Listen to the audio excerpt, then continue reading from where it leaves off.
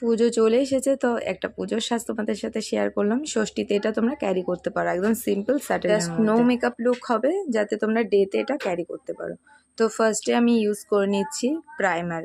তার আগে হ্যাঁ অবশ্যই স্কিন প্রিপারেশনটা অবশ্যই করে নিতে হবে। টোনার এবং ময়শ্চারাইজার অবশ্যই অ্যাপ্লাই করার পর স্কিন প্রিপারেশন করে তারপর তোমরা মেকআপটা শুরু করবে। এরপরে গ্লো আনার জন্য দিয়ে দিচ্ছি এখানে লিকুইড হাইলাইটার।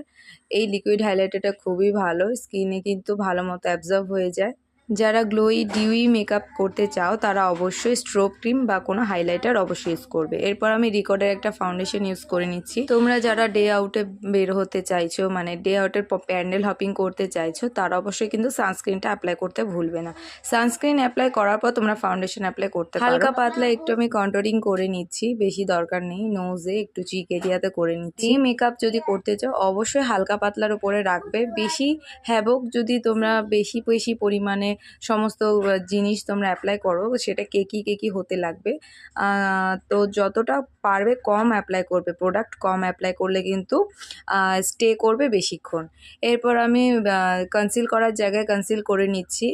এরপর মামাআর্থের একটা লিপস্টিক দিয়ে আমি চিক এরিয়াতে ব্লাশ অ্যাপ্লাই করে নিচ্ছি। এই লিপস্টিকটা আমার সবসময় ব্লাশে ইউজ করি, রিসেন্ট আমি ইউজ করছি, বেশ ভালো লাগে আমার কালারটা, কালার কম্বিনেশন। তারপরে আমি চোখের নিচে পাউডার অ্যাপ্লাই করে নিচ্ছি এবং নোজে। যাদের খুব অয়েলি স্কিন, যারা খুব ঘামো, তারা কিন্তু একটা চেষ্টা করবে ভালো একটা লুজ পাউডার ইউজ করতে। সবসময় লুজ পাউডার ইউজ করার চেষ্টা করবে, কম্প্যাক্ট পাউডারকে অ্যাভয়েড করার চেষ্টা করবে।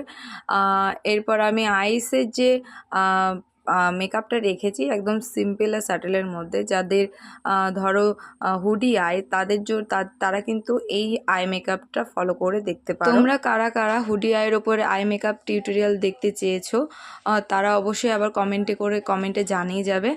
আমি চেষ্টা করব এরপর হুডি আইয়ের ওপরে আমি একটা আই মেকআপ তোমাদের সাথে শেয়ার করব।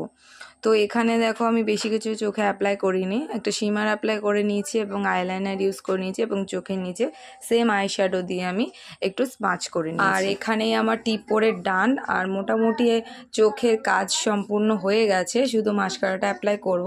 এখানে আমি মেবলিনের মাস্কারাটা ইউজ করছি। বেশিরভাগ মেয়েদের একটাই প্রবলেম থাকে যে যাদের হুডি আই, তারা কি আই মেকআপ করবে বুঝতে পারছো না। তাদের জন্য আমি অবশ্যই খুব তাড়াতাড়ি একটা টিউটোরিয়াল আনবো। যাদের চোখ ছোট তারা অবশ্যই চেষ্টা করবে হোয়াইট কাজলটা অ্যাপ্লাই করার, তাতে কিন্তু চোখটা অনেকটা ইনহ্যান্স লাগবে, বড় লাগবে। এরপর এর ওপরে আমি আর একটু ব্লাশ অ্যাপ্লাই করে নিয়েছি। তো ডান, এখানে আমার মেকআপ। আশা করছি ভালো লেগেছে সবার। তো সবাইকে টাটা, বাই বাই।